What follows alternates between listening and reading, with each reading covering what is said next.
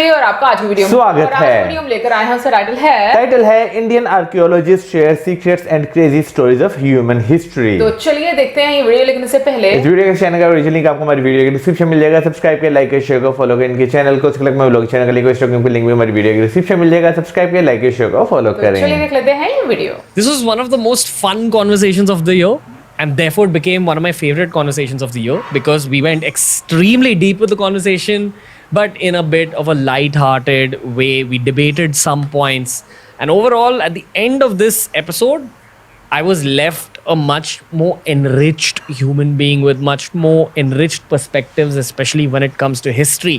The people who have the biggest say in the world of historical debate, according to me, are archaeologists who dedicate their entire life to understanding the past of humankind.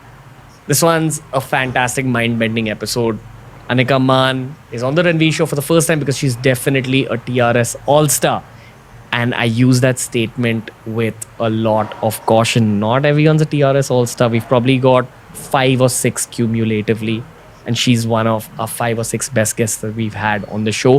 You'll know why at the end of this particular episode.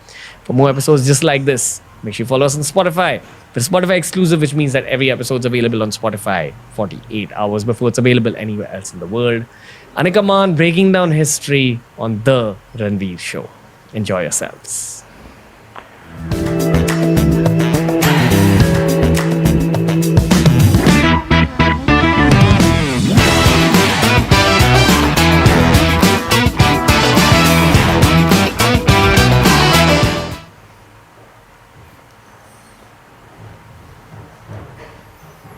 Anica Mann, I'm so pumped about this conversation.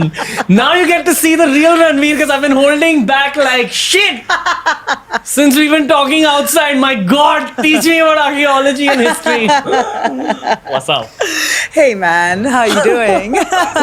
Thanks for having me. That felt so good. Good. Where do you actually begin this subject of archaeology though? You know, in prehistory, I think. Which means what? You take it way, way, way back. The first time man found another man's things, you know. Wow, I never thought of that. That is how archaeology began. The first time man found another man's things. Wow. Which is supposedly when?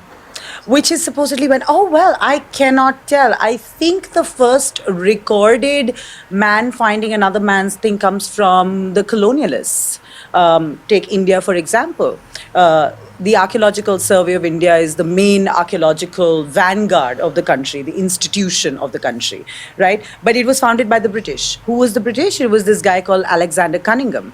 He wasn't an archaeologist. He was a British officer. But what made him an archaeologist? He was actually a treasure hunter, right? So he went around on a hathi, on a oot, you know, on an elephant, on a camel, all around the country, from Kashmir to Kanyakumari. He was the guy who found Bodh Gaya. When he found Bodh Gaya was not Buddhist. It was inhabited by Shiva worshippers, growing trees on the pinnacles of the temple. But he found it. But he didn't find it as something, oh, I'm going to find it and preserve it. He's like, oh my God, what a treasure I've found. So let's get these treasures safeguarded so that we can keep it. Who was we? The institution at the time. So that's how archaeology essentially began, finding treasures. Yeah. Are there still a lot of treasures left to be found? Oh, so many.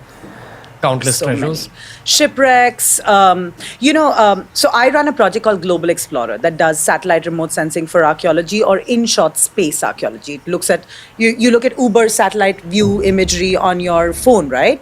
All of that is satellite imagery. So when you look at satellite imagery from the top and you come down to the earth, and you look under the surface of the earth, you find, and part of our project we found that only 10% of archaeology has been discovered. Wow. What is archaeology? It is the history of humans. Human history, the true extent of human history has not yet been uncovered. And India is number 1 in being old, okay? We are like absolutely number 1 in being old. Anywhere you dig, you will find something. So yeah. You know, there's a lot of people who believe that India's number 1 in being old because of Indian pride. Okay, but if we just break away from Indian pride and patriotism for a minute and actually look at the science of it, is it because we're sort of an equatorial country, and when the ice ages happened, like it's a possibility that our land wasn't covered by the ice. You know, there is some truth to what you're saying, because there's this book called Early Indians written by this guy called Tony Joseph, right? He's not an archaeologist or an anthropologist, but he did a good job in collecting facts from secondary sources primarily. So I'm not a big fan of secondary sources. What does that mean? Secondary sources are, if you've written a book, I'm quoting you. But what you've written a book, you have read the Shastras, you've gone to the site, that's primary sources. First-hand information is primary sources. Your interpretation of those is secondary sources. So when Tony Joseph wrote that book, Early Indians, he was writing about the earliest humans in India. And the one conclusion that he came up to was that India was always heavily populated. So I think it could match your theory of, like, during the Ice Age, you know, was it more convenient for people to flourish in big numbers in India because of the kind of climatic conditions that existed? I would say yes. But if you actually study the geography of the globe, like, we're in a tropical zone. Subtropical, yeah. Subtropical. Yeah. But doesn't that, like, patch spread across the whole globe? Yes.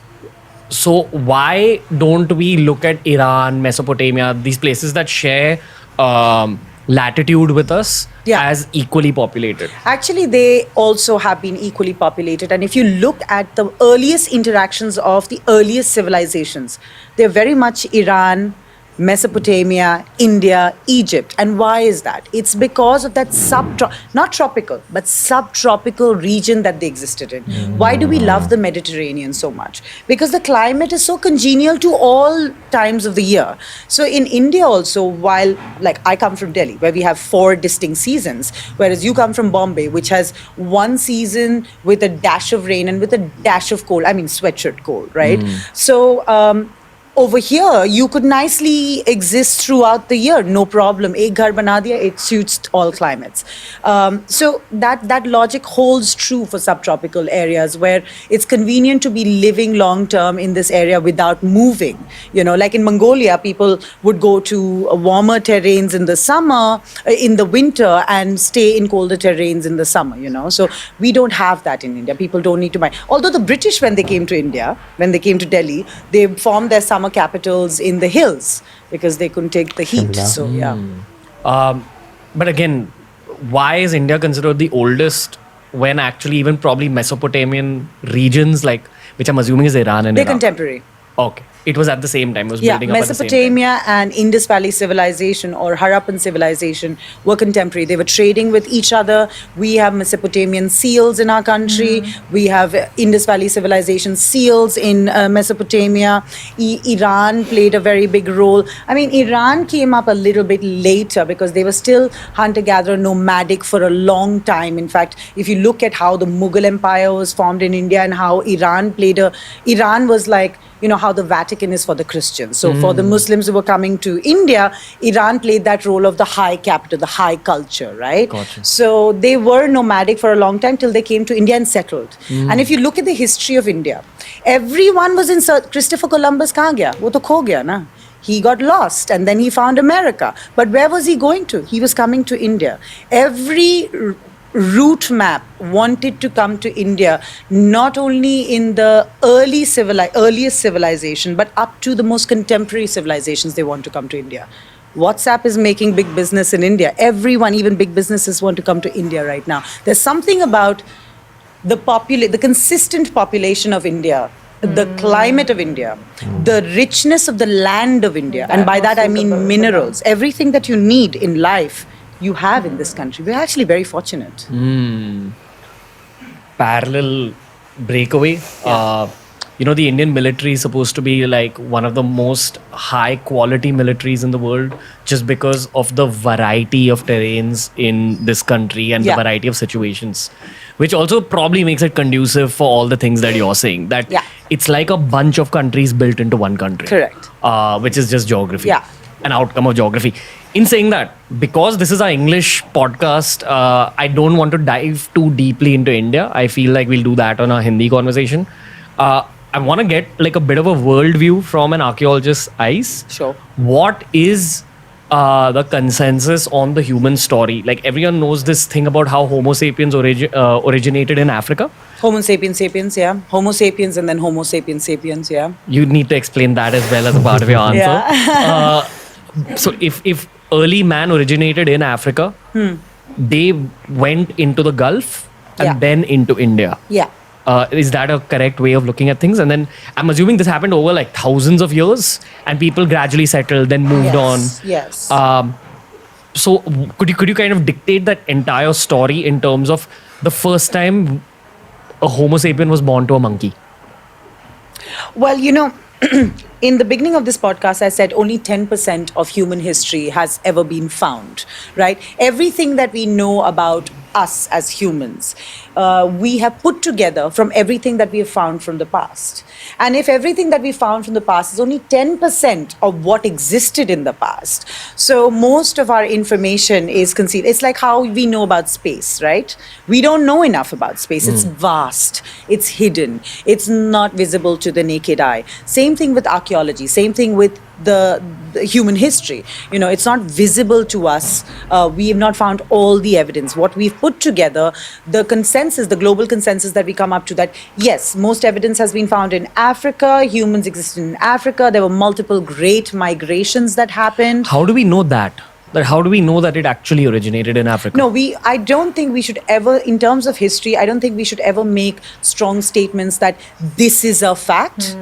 We should say this is a fact for now, because this is what we found now. We could find something later that could change the course of our understanding of human history, and we need to be open to that. Like we could all be parts of alien races just coming together on this one Hey planet.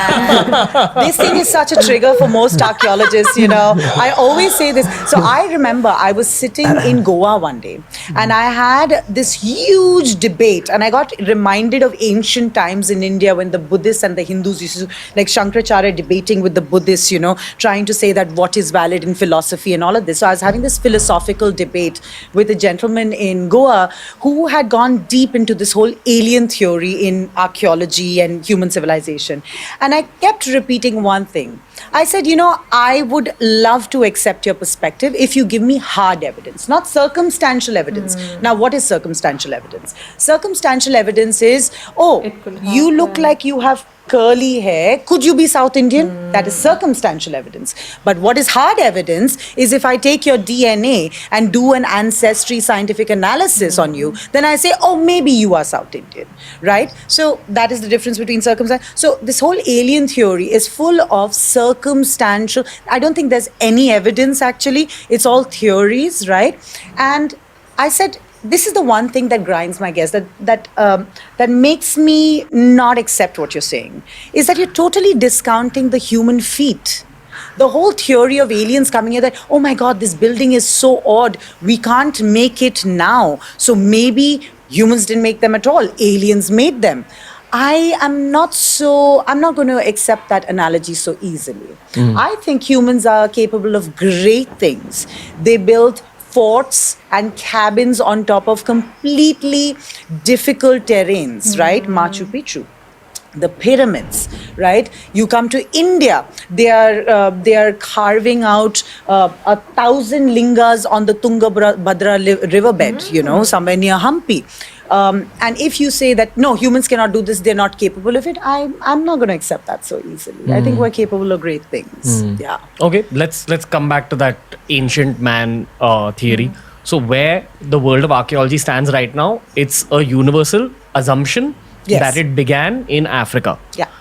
Why has that become an assumption? Like I'm actually just trying to learn. I'm not doubting it. I'm just trying to understand. I still wouldn't call it an assumption. I think I would change that word into those. That is the evidence we have. So that's the fact that we are with right now. Those facts lead us to that conclusion. But as we discover more, like for example, earlier this year, there were prehistoric caves that were found in India, just outside Delhi near Faridabad. Now, Aravalli ranges, they're the oldest mountain ranges of the world essentially, right? The shortest hills, but the oldest mountain ranges because completely wind eroded. And they found prehistoric paintings over there. So what is the evidence of the kind of man that lived there? Now that those caves don't have any bone fragments or anything, so we can't tell anything about the people that lived there. But when we look at the paintings and the drawings inside the caves, what we can positively say is that they had a mind and they had an imagination, right? So everything that we say about very, very, very early man is based on a very small set of data sets.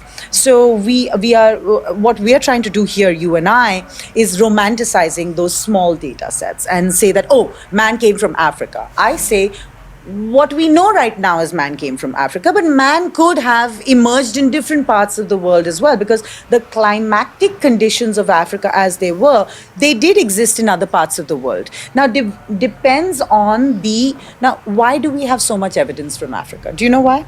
Because when Africa was partitioned by the colonialists and they went there, they investigated the land in that way. But certain countries that did not have colonialists coming there, they're not investigated in that way. So the way we write, so many parts of Southeast Asia, Papua New Guinea, for example, Sumatra, Indonesia, Cambodia, Thailand still did see the colonialists, the French, the British, the Portuguese coming in over there.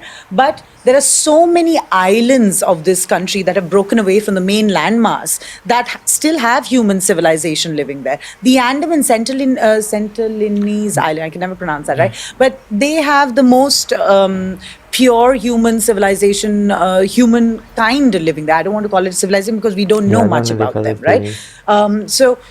But we haven't investigated that. So how can we jump to those conclusions when we don't have the entire range of evidence that can positively say that this is in fact the only fact? We could have multiple facts.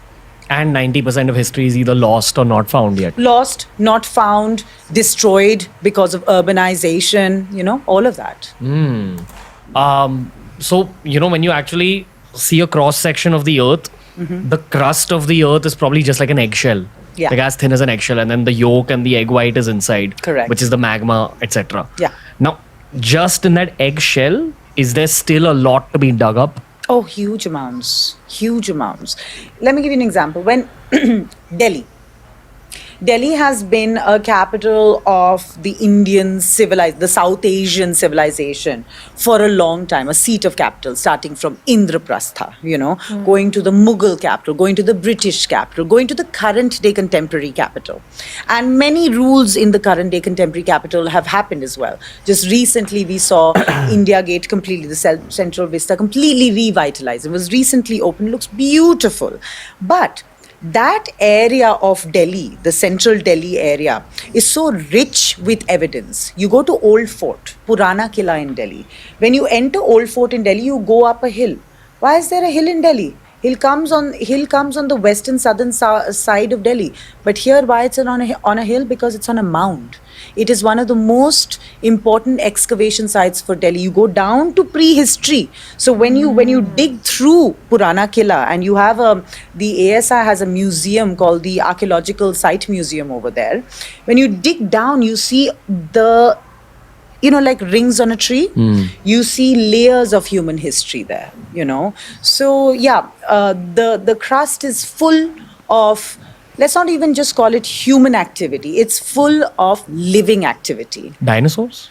Everything, right? Dinosaurs, mammoths, tigers, different kind of animals that are now extinct. We don't know anything about them. It is the crust that holds all of them. Their bones are decomposing, their teeth, their hair are decomposing within that. And in this decomposing layer also remain relics, like the relics of the Buddha. So when the Buddha died, what did they do? They took different parts of why did we build stupas? What are stupas? Can you go inside there and there's a big hall inside? No. It is a structure of stucco, brick and stone that has a small little room underneath it. The stupa comes like a sphere, and there's a line that goes down, and there's a small room underneath it. And in that room, you keep a relic, either a hair of the Buddha himself, the tooth of the Buddha. And when Ashoka came to power, he took it out from where it was originally housed and then redistributed it around the country. Sanchi Stupa, even up to Thailand, they have relics of the Buddha. So I come to the Buddha because not only do humans have rituals of putting and stashing away their things, but even animals, when they die, when a dog dies, what does a dog do? I don't know if you've ever had a pet, but I'm a crazy dog lady. So a dog, when it feels sick, it always goes in a corner and sits. You've seen it in the movies when the dog is dying, it goes into the forest and hides. So it wants to pass away in peace. So imagine, as living beings have come about, in how many corners have how many lives been lived, and how many lives have been stashed away in the ground, Intense. And we're just getting started. Yeah. We spoke about how it's possibly originated in Africa, human life. This whole thing about migration of man all across the globe, etc. I've read so much about it lately, especially keeping this global warming and global freezing or global cooling periods in mind. And please correct me if I'm wrong, but the basic theory is that the Earth keeps going into warming and cooling periods. Certainly. Which dictate water levels on the Earth. Certainly. Which hides and exposes land masses. Absolutely. For example, where North America is connected to Russia right now, it's just a thin piece of land right now. I think it's barely even land. It's just water right now. Yeah. But it actually used to be a connected landmass, like a massive landmass. Correct. And the human migration happened that way. That what's said is that they originated out of Africa, came to India, spread all over Asia, then went into North America and went up till South America. And Europe also happened parallelly. Yeah.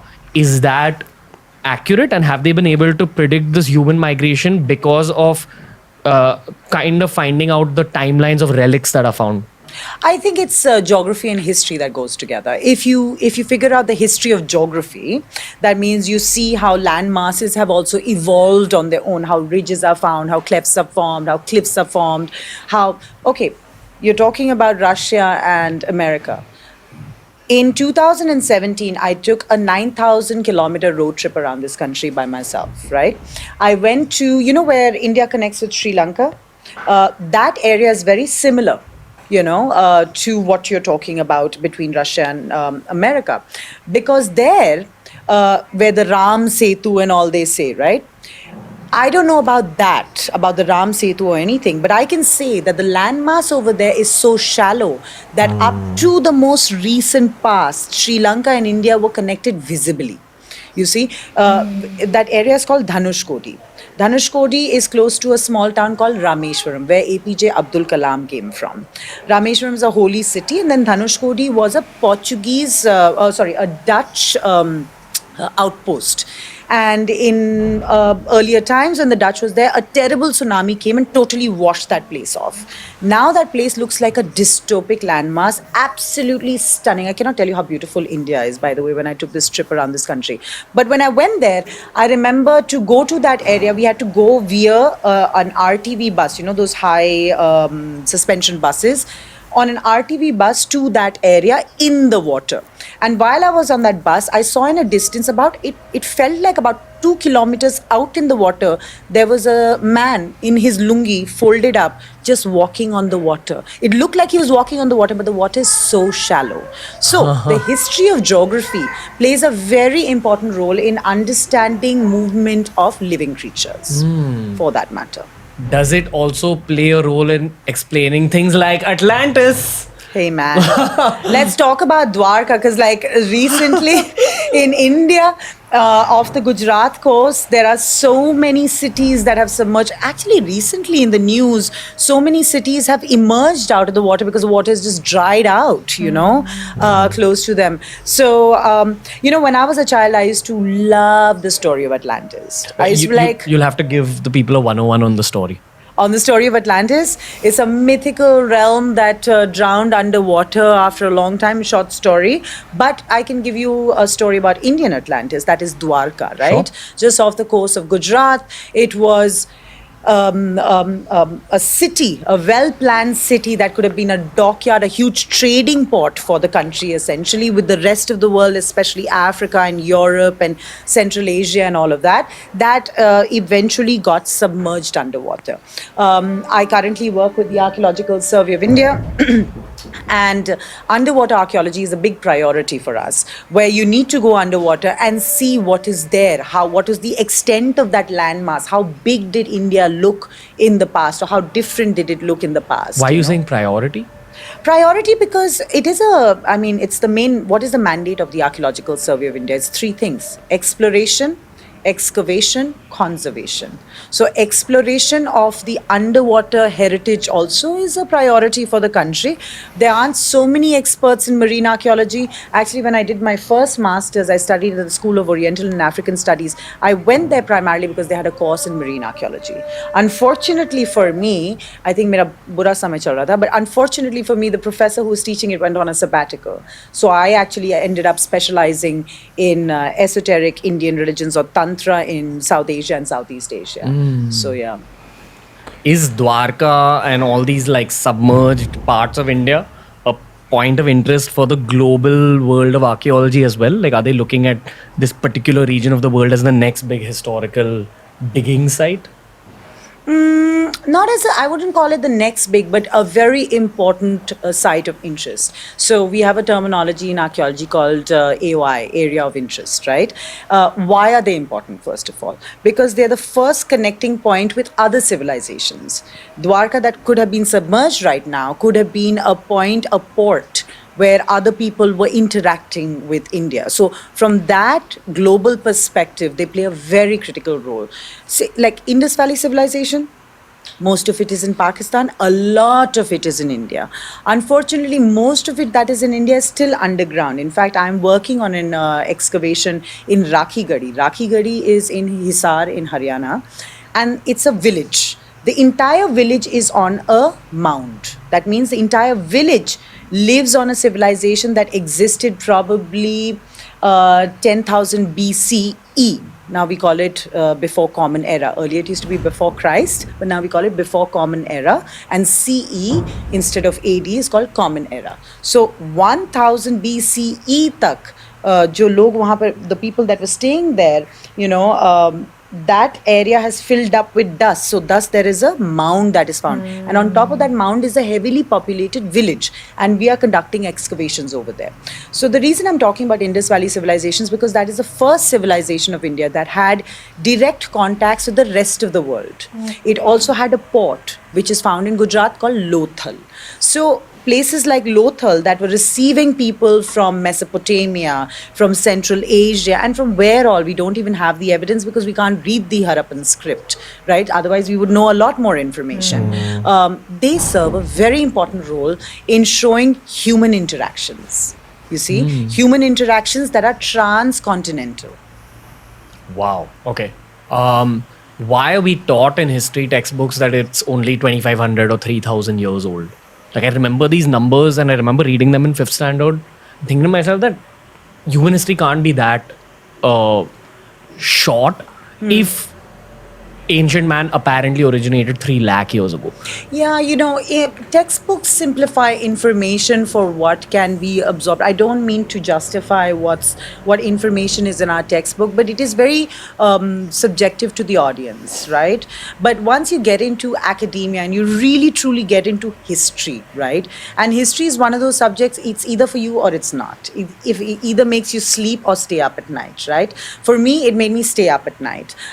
For some people, space makes them stay up, and because the vastness of it is so grand, right? So I see history in the same way. The vastness of it, the uncharted territory of it is so grand, but still it's in our control. We're still here. We don't need a rocket ship to go there, So it really gets me very excited. But what I said in the beginning, we have 10% of the evidence that we need to truly understand our origin story.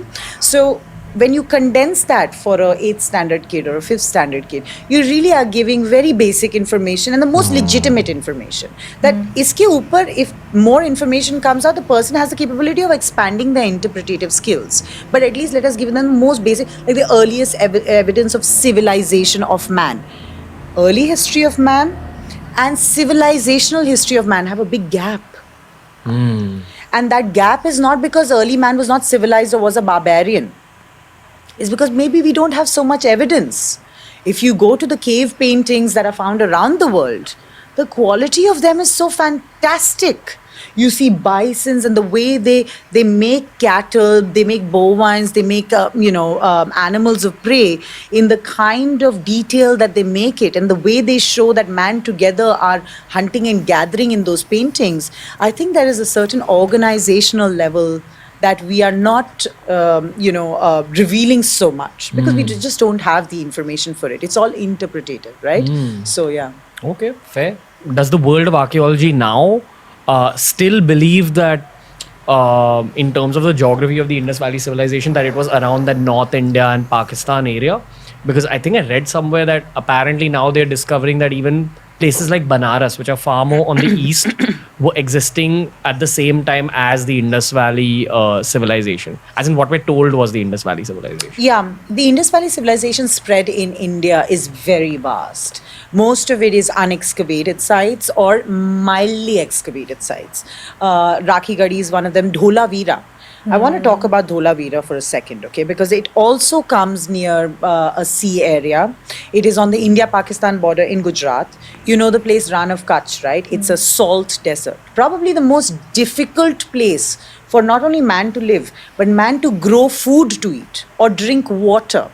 But right in the center of this desert, back in 2000 or even 1500 BCE, not only did man stay there, but built a citadel, built an entire civilization, learned technique to filter salty water. We have water all around us, but not a drop to drink. That's what you say about ocean water. But they found a way to filter out that water, grow food, create trade objects, and set up an entire city there. How did they do that? When I went to Dholavira, I went there for a week-long survey with my team from America. Within the first day evening, my heels tore. You know, when you have too much dry, your skin cracks. My heels tore. So I wondered, how did man live here so many years ago? And it baffles, like it blew my mind about the human capability. So that's when people say, oh, in the middle of a salt desert, someone has come and set up an entire, maybe aliens did it. I was like, no, man, that's just rude. Come on. Like, I think we can do this, right? So it really is, human history goes back and back. But again, I cannot say this enough. What we found is so little. The theories that we're trying to weave are so grand that maybe if we found a lot more, they would be even grander, right? Okay. Do you believe in this whole consciousness revolution that apparently happened? I think it was in 25,000 BCE, where suddenly culture started developing. I think I read about it in Sapiens, if I'm not mistaken. I think cultures started developing far earlier than that. Okay. If you look at prehistoric cave paintings, not only in India, but around the world, and the way they flourished, right? There is a beautiful mind that is creating them. So I think humans and their mind and their intellectual power, their knowledge, their thirst for newer experiences existed right when they started hunting, I think. To hunt an animal that looks much bigger than you takes a lot of guts. Even if it is a herbivore, for that matter, even if you're hunting like a grass-eating animal, but it's larger than you, it's stronger than you, it's probably a herd animal. Most herbivores are herd animals. But for man to think that I'm going to kill this and I'm going to eat this while he is with his friends is a grand idea. So consciousness, I think, developed very, very early on. But this is just my personal opinion. What is this theory though? Because I think even Graham Hancock has spoken about this on Joe Rogan's podcast. He said that he's attributed this expansion of the human mind to psychedelics like ayahuasca, magic mushrooms, these things. I've had both experiences. I've had an ayahuasca experience. I've had a psilocybin experience with shamans. I felt like a different person after both. And I can totally understand where this theory comes from because I've seen the changes in my own mind. Higher levels of self-assurance, higher levels of creativity, etc. I'm not recommending that people go for these things. But in saying that, I want to ask you if you believe that psychedelics have actually played a role in the human experience? So in India, for example, you're a yoga practitioner, right? Consciousness is the main thing that a lot of yoga practice helps expand, tap into. Breathing exercises clear your mind. Breathing exercise and certain yoga varieties can open up your mind and take you to transformative, transcendental, meditative states, right? If you breathe pure oxygen for 10 minutes, you could get high, right? So talking about just consciousness and expanding that. Certainly, if you have the right aid, you could do that. Man has been doing that for a long time, whether it's using drugs or whether it's using just air around you and your body practice. Other than that, when you go to the text, when you do a havan, for example, in Hindu rituals, we have a havan. And we put water, Ganga Jal, you offer it to the gods and stuff like that. There was a term that was used for it called soma, right?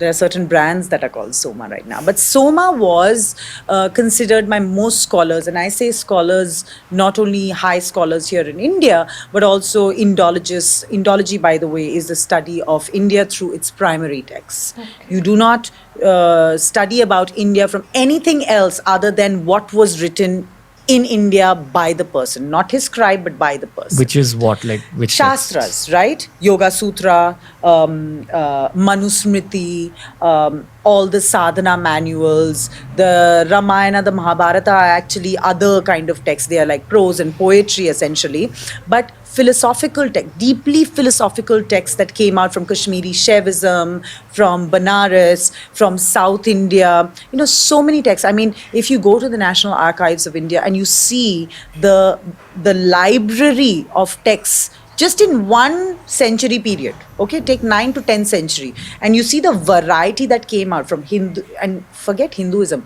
Shaivism, Brahmanism, Vaishnavism, Shakta, Buddhist, Jainas, just their variety of texts. So I studied Indology, right? I went to the University of Oxford, did an MPhil in classical Indian religion, where my main study was reading Sanskrit and translating manuscripts over there. So when you study that and you see human philosophy, like the philosophy that came out of India, it was mind-bogglingly deep.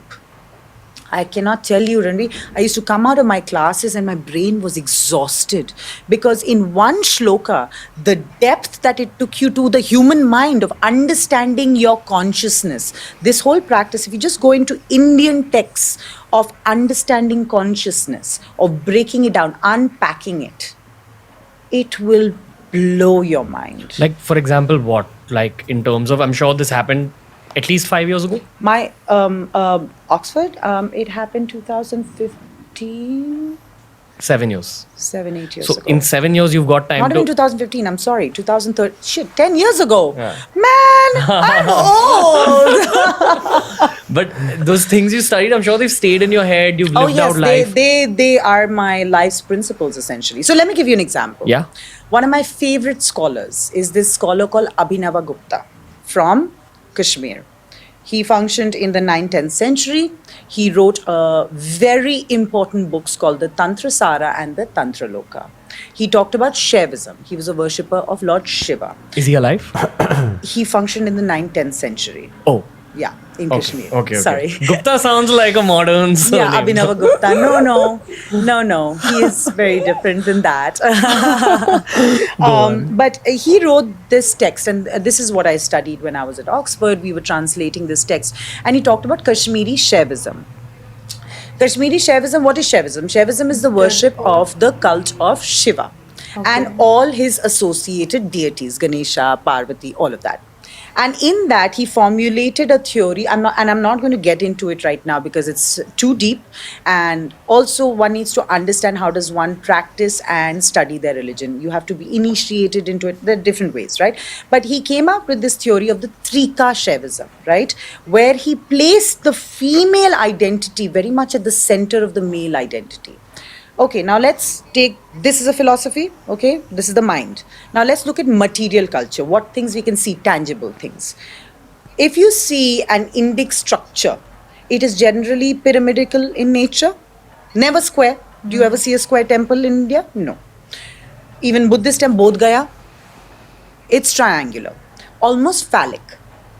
There is another kind of temple that is called the Yogini temple or the female temple. You know how it is? It is circular. The Parliament of India, you've seen the Parliament building, it's circular. It is designed after the Yogini temple. The Yogini temple is circular and the male temple is phallic. And that is the union that leads to creation. You see, this is a philosophy that India made into 3D. Now, when we look at these temples around us, right, you look at any important temple, okay? If you look at the South Indian temples, you look at the East Indian temples, you look at the West Indian temples, you look at the Jaina temples, which are, they don't have so many gods and goddesses outside them, but they are highly geometrical, psychedelically geometrical. But each design has a very vital meaning of philosophy behind it.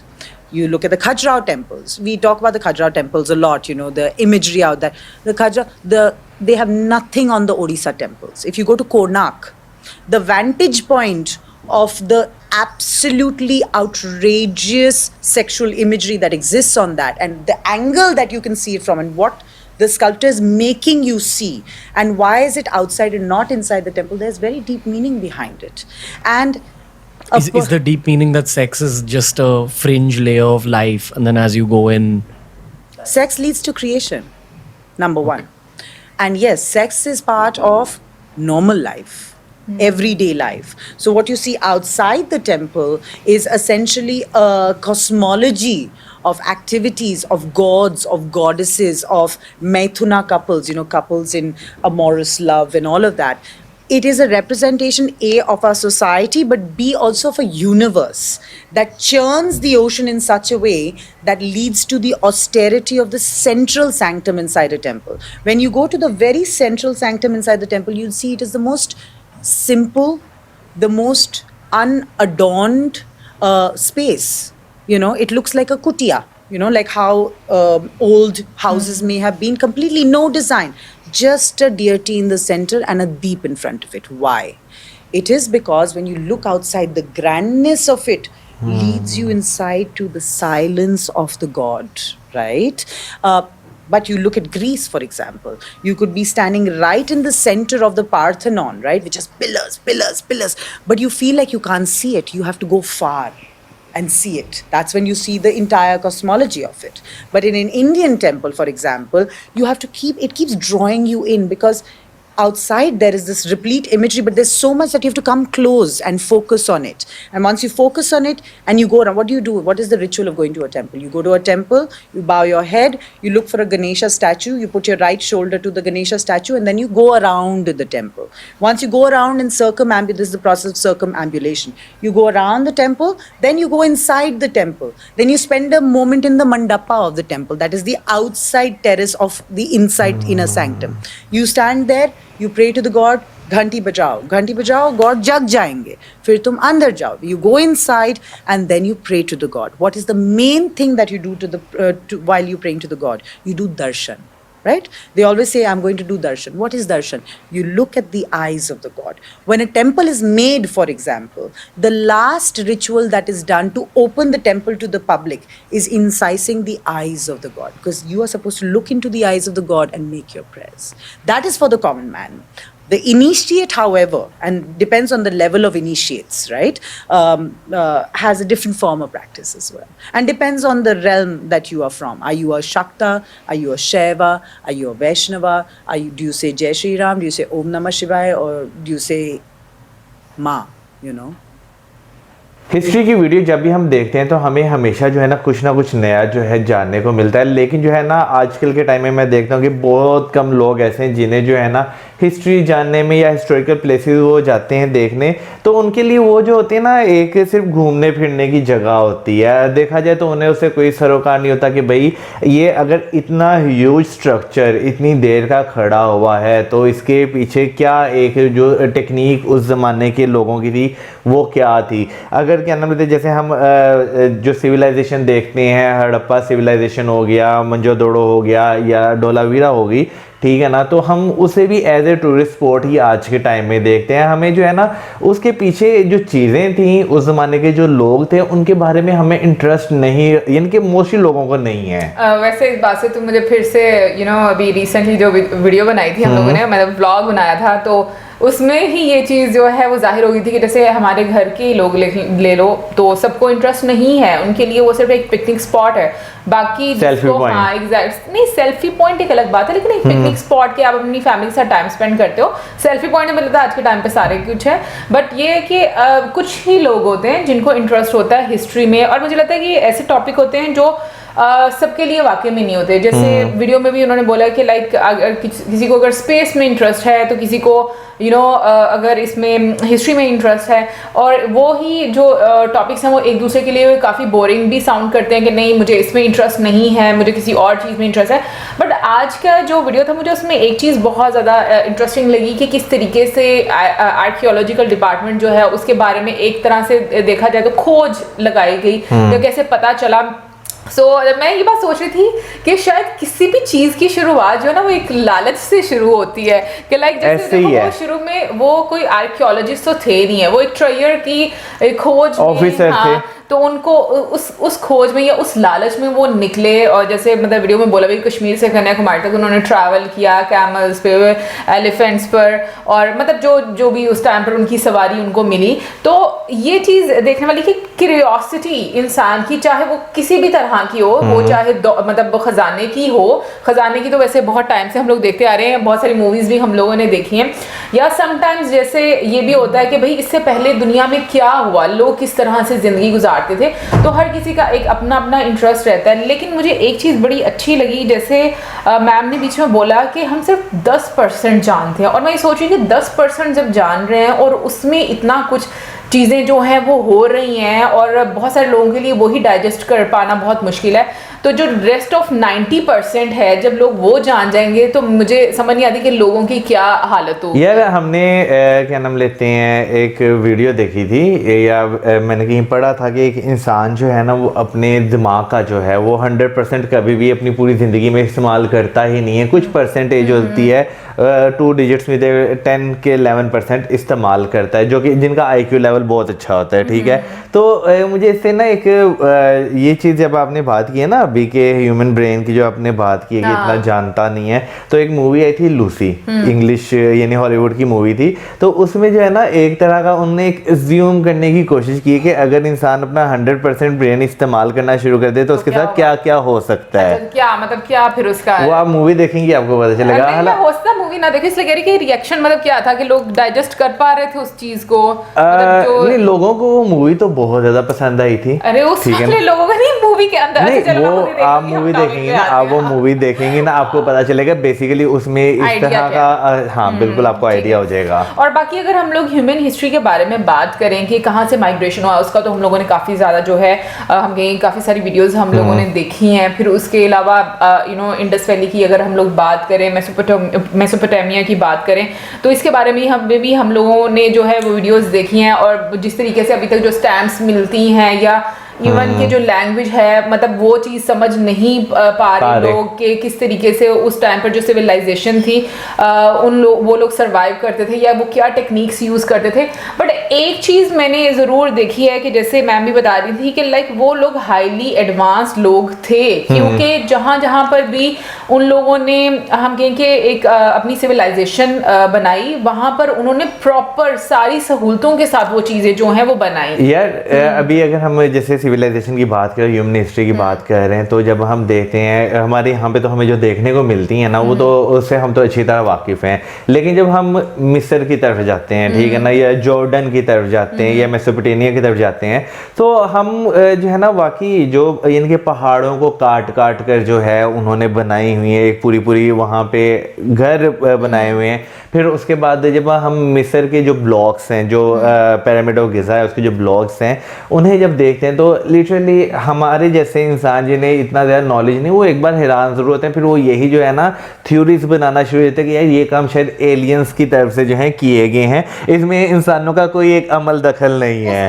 शायद ये है ना कि जो present time के इंसान है वो उनकी समझ में वो चीज़ें नहीं आ रही होंगी कि ये किस तरह उन लोगों ने एग्जीक्यूट किया होगा सारा प्रोसेस, तो मे बी इस वजह से वो एलियंस का नाम दे देते होंगे। बट मुझे एक और चीज़ भी बहुत ज़्यादा हैरानी होती है, जो शिवलिंग उन्होंने दिखाए थे इतने सारे मतलब एक स्टोन पर बनाए हुए, मुझे ऑनेस्टली मैं क्योंकि मैंने काफ़ी सारी जगहों पर शिवलिंग देखे हुए हैं पानी में, पत्थरों के ऊपर, ज़्यादातर हम लोगों ने वैसे मुझे लगता है कि जो एंशिएंट टाइम के निकलते हैं वो ज़्यादातर इसी तरीके से होता है कि कहीं जंगल में और ग्रीनरी पानी इसके पास आप शिवलिंग को देखते हो। तो मुझे तो ये चीज़ भी बहुत हैरत वाली लगती है किस तरीके से एक प्रॉपर शेप के साथ उस टाइम पर जो है इसको बनाया जाता होगा। तो मुझे ये लगता है कि बहुत सारी चीज़ें वाकई में ऐसी हैं। अभी जैसे बीच में द्वारका सिटी के बारे में बोला गया, तो मुझे द्वारका सिटी में पर्सनली मैं बोलूँ तो मुझे खुद बड़ा इंटरेस्ट है कि किस तरीके से वो जो शहर है उसमें क्या क्या मतलब चीज़ें होती होंगी। और ये एक नई चीज़ हम लोगों को आज के पॉडकास्ट में मिली कि वो एक पोर्ट थी, ठीक है ना, और उसका कनेक्शन बाकी दुनिया के लोगों के साथ था। मतलब अगर देखेंगे जहाँ पर पोर्ट होती है वहाँ पर काफ़ी सारे मुल्कों का एक कनेक्शन रहता है, क्योंकि एक ट्रेडिंग जो है वो स्टार्ट हो जाती है। तो वो मुझे जब उसके बारे में और ज़्यादा चीज़ें पता चलेंगी तो मुझे बड़ा इंटरेस्ट होगा वो जानने के बारे में। दूसरा जो उन्होंने ढोलावीरा के बारे में बोला था जो कि गुजरात में, सो बाकी में वो चीज़ भी बहुत हैरानगी वाली थी कि पास में ही एक ऐसा डेजर्ट है जो कि लाइक जिसको रन ऑफ कच्छ, हाँ, मतलब कि सॉल्ट डेजर्ट है, और वहाँ पर लोगों ने किस तरीके से अपनी जिंदगी जो है वो स्टार्ट। और आपको पता है अभी भी वहाँ पे जो है ये नमक का जो काम है वहाँ पर होता है। मैंने कई वीडियोस ऐसी देखी हैं कि लोग जो हैं वो करते हैं और उनके पाँव की जो हालत है ना वो खराब हो जाती है टाइम टू टाइम। मौसम ऐसा पॉसिबल हो सकता है क्या कि उस टाइम के जो लोग होते होंगे उनके लिए ये वेदर और ये जगह सूटेबल रहती होगी, ऐसा हो सकता है? क्योंकि अगर मैं ह्यूमन बॉडी की बात करूं तो मेरा ख्याल है कि कुछ अरसे बाद यानी जहाँ पे आप जाके रहते हैं कुछ अरसे बाद वहाँ पे एडजस्ट करना जो है वो शुरू हो जाती है, यानी कि उस वेदर को उस जगह को अपने यानी कि जो होता है ना एब्जॉर्ब करना शुरू हो जाती है उस जगह के सारे वो चेंजेस को।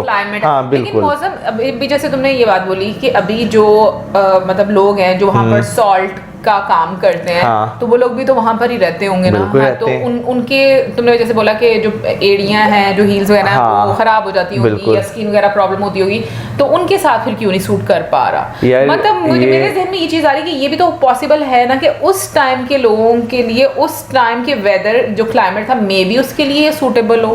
ये मुझे नहीं मालूम, लेकिन मैं सिर्फ एक अज्यूम कर रही हूं, ठीक है ना? लेकिन मेरा ख्याल है कि एक वेदर का होना और एक कमोडिटी का होना जो है उसमें, क्योंकि उसमें वो उतर के काम कर रहे हैं, तो ये चीज जो है वो फर्क डाल सकती है। तो ये भाई सारी हमारी assumptions है, ठीक है ना, मतलब आई डोंट नो ऐसा पॉसिबल हो सकता है या नहीं हो सकता, क्योंकि एक चीज तो मुझे समझ में आ गई भी है कि कुछ भी जो है वो हम ये नहीं कहेंगे कि बस यही चीज पॉसिबल हुई होगी जब तक हमारे पास ये चीज ना हो कि वाकई में मतलब एक हार्ड फैक्ट जो उन्होंने बात किया उस तरह का कोई एविडेंस ना हो।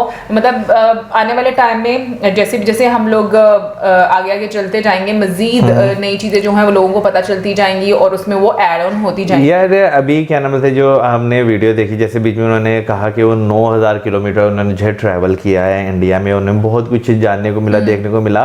तो जैसे बीच में उन्होंने ये भी जिक्र किया कि एंशिएंट सिविलाइजेशन जो थी या लोग जो थे वो बहुत ज़्यादा जो हैं एडवांस होते थे।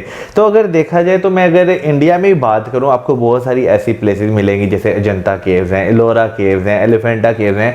अगर आप एक बार उन्हें देखें ना तो आप लिटरली आप हैरान होते हैं कि यार ये किस तरह जो है बनाई गई होंगी, क्योंकि वो स्टोन पे बनी हुई हैं सारी, ठीक है ना। तो उनकी जो फॉर्मेशन आप देखते हैं तो आप आम बंदे के वो नज़रिए से बात कर रहा हूँ कि आप एक बार हैरान ज़रूर रह जाते हैं। फिर उन्होंने जैसे टेम्पल्स की बात की कि लाइक जो टेम्पल जो है हम लोग काफ़ी चीज़ें देखते हैं कि टेम्पल्स के ऊपर दर्शाई जाती हैं, मूर्तियाँ बनी होती हैं और एक तरह से वो शायद उस टाइम के लोगों का जो मैसेज है वो कन्वे कर रही होगी कि किस तरीके से लोग या हम सोसाइटी या उस टाइम की जो हम कहेंगे रिचुअल्स होती होंगी वो सारी चीज़ों के बारे में पता चलता है। सो एक आई डोंट नो लास्ट में मैं उनके जो बात का मतलब था वो सही तरह से समझ पाई या नहीं समझ पाई, बट आई थिंक जैसे उन्होंने बोला ना कि मंदिर का अंदर वाला जो हिस्सा होता है वो बहुत ही सिंपल होता है और मतलब वहाँ पर एक आप एक ऐसी जगह पर आते हो लाइक हम कहेंगे कि सुकून होता है शायद, कि